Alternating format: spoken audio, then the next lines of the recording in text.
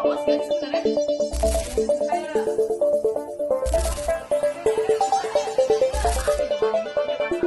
Kenapa lu bisa? Setiap hari Minggu, gereja dipenuhi senyuman. Kata-kata rohani mengalir di panggung dan media sosial. Tapi, apakah semua yang terlihat suci benar-benar murni? Di balik senyum dan beros pelayanan, ada hati yang luka dan juga melukai. Ini bukan cerita tentang penghakiman, tetapi tentang keberanian membuka topeng dan menemukan Tuhan apa adanya. Hai guys, happy Sunday loh. Ya ampun. Pokoknya abis ini kita foto ya. Harus banget dong. Jangan lupa pakai captionnya biar powerful guys. Iya, tenang aja. Ini tuh suara dari surga, lo nggak tahu.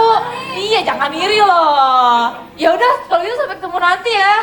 Dadah, semangat. Bye bye. Lita ya? Rara, lo di sini? Iya, lu di sini juga, Ra. Iya. Udah lama ya, Ra. Iya, lama banget. Hidup tuh lucu ya, Ra. Oh iya, tunggu ya guys.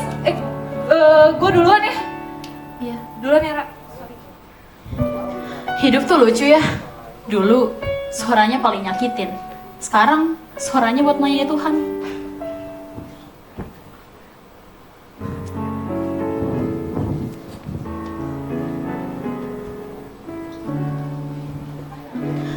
Hai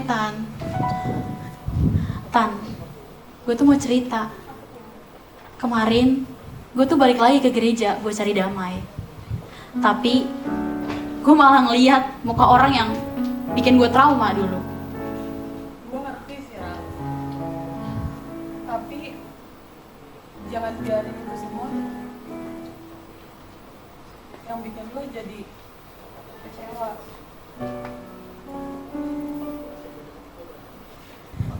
Tapi, gue bingung Tan. Kayak semua orang bilang, proses lah, inilah, itulah. Tapi kalau prosesnya dia nyakitin gue terus, gimana? Tapi Tuhan tuh beda. Orang Maksudnya kayak gimana?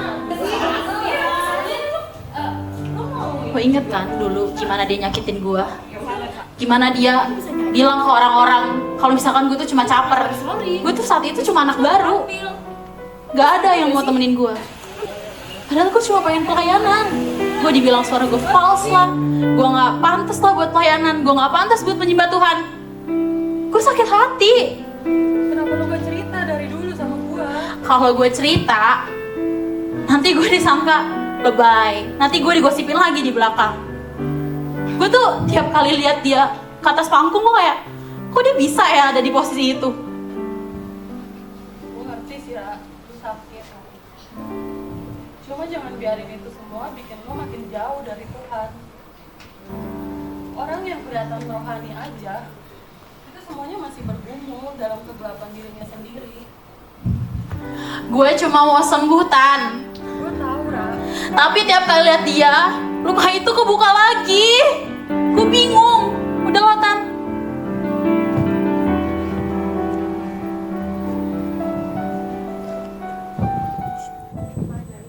Hai guys, apa kabar? Oke, kita mulai ya grup kita hari ini. Nah, aku mau jelasin nih hari ini tentang luka batin. Kadang, luka batin yang paling parah itu mungkin datangnya asalnya dari orang yang paling rohani, bahkan teman terdekat kita sekalipun. Tapi, percaya deh, kalau luka batin itu juga masih bisa sembuh. Asalkan kita berani buka suara buat jujur, baik sama orang lain maupun sama diri kita sendiri ya. Oh ya, kalian ingat gak sih kisah Petrus waktu dia menyangkal Tuhan Yesus? Dia murid yang paling deket banget sama Tuhan Yesus. Logikanya sih, dia harusnya paling setia ya. Tapi kalian tahu juga kan endingnya, dimana Tuhan Yesus juga tetap disakitin sama Petrus. Tapi kita bisa belajar kalau Tuhan Yesus pun masih bisa mengampuni dan juga memulihkan Petrus. Bukan karena dia sempurna, tapi karena Petrus mau jujur dan juga mau bertobat. Coba, sekarang aku mau nanya deh sama kalian. Kira-kira sekarang kalian lagi ada ngerasain luka batin yang menyakitkan nggak? Mungkin ada yang mau sharing? Enggak ya? Kalian? Gue sih, gue pernah nyakitin orang. Gue tahu kalau itu tuh semua gue lakuin secara sadar karena gue lebih ke arah takut sih. Takut kalau orang-orang tuh kalau tahu siapa gue sebenarnya, mereka mungkin bakal ninggalin gue gitu. Lo mungkin masih inget ya, Lita, apa yang lo lakuin ke gue dulu? Gimana lo ngomongin gue di belakang, lo bilang gue gak layak buat pelayanan, lo bilang suara gue false, sampai gue gak bisa pelayanan, sampai gue ditolak sana sini. Semua kata-kata lo masih kesimpan di sini. Gue sampai mikir kayak, emang gue gak layak ya buat melayani Tuhan? Apa gue emang senggak layak itu ya buat ada di atas altar puji Tuhan? Semua gara-gara lo. Gue sadar, gue sadar banget gue salah. Gue ngelakuin itu semua karena gue ngerasa gak cukup, gue ngerasa gak pede. Jadi gue ngejatin orang lain biar gue kelihatan lebih oke. Gue sadar banget itu salah, Ra. Tapi gue mau berubah. Mulai dari minta maaf sama lo, dari hati gue yang paling dalam, Ra. Maafin gue, Ra. Gue gak tahu bisa maafin lu sekarang atau kapan, Lid. Tapi hari ini dengan lo minta maaf ke gue, itu adalah sebuah langkah yang besar. Makasih ya, Lid. Ini gak bisa buka percaya semuanya instan sih, Kak. Tapi gue yakin banget Tuhan itu kerja juga di hati lo. Dan ini juga sebagai bukti bahwa Tuhan tuh masih bekerja di hati kita semua, bahkan dari tempat tergelap sekalipun.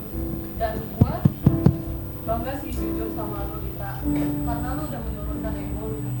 Dan gue juga bangga juga sama lo, Ra, karena lo bisa memaafkan. Wah, thank you ya kalian berdua. Dan jujur kalian dua perempuan yang berani banget sih. Karena biasanya pengampunan, jujur itu merupakan hal yang sulit untuk dilakukan. Tapi di sini kalian bisa buktiin kalau pengampunan itu bisa terjadi dan dimulai dari pemulihan hati kalian untuk jujur sama diri kalian sendiri maupun sama teman-teman kalian.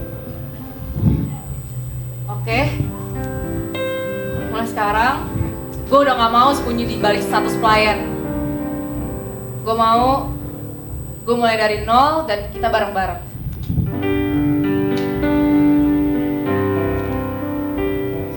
Thank you ya, Lid. Ya mungkin reputasi kamu mungkin nggak bisa langsung pulih ya, tapi aku percaya Tuhan langsung pulihkan hati kamu pelan-pelan. Oke. Yuk teman-teman, kita mulai dari nol. Gereja bukan tempat orang sempurna. Gereja bukan museum orang suci. Gereja adalah rumah untuk jiwa-jiwa yang remuk, yang tetap mau kembali kepada Bapa. Jangan tunggu sempurna untuk kembali, karena Tuhan bisa pakai hati yang hancur untuk menyembuhkan yang lain.